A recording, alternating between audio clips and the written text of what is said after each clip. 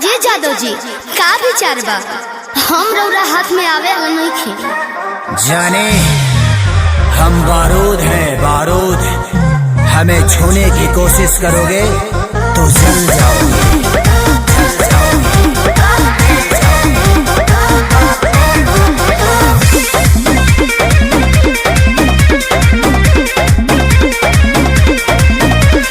गुंडा कर दे बाबू तोहर चले नहीं। अच्छा मिली ना ऊंच झवा जौन तोहरा चाहे।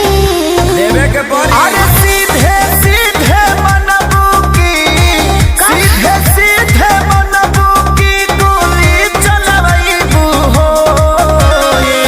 नाच के मलकिनी जी कहाँ नाच के जईबू हो। कहियो ना कहियो जानो जिसके छाछी मोयईबू हो। नाच के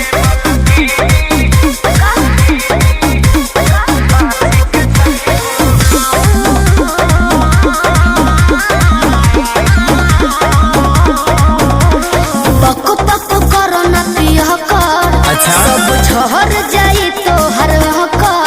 अरे चला। देखो थोड़े देर में ठीक हो जाइबो। पक पक करो ना पिया कर। सब झहर जाई तो हर कर। जाने हल्का मिलाना यही रान के। अच्छा। आज रात भना चाहब तो है बांध के। आयो दादा ढेर मत फेंको। सुना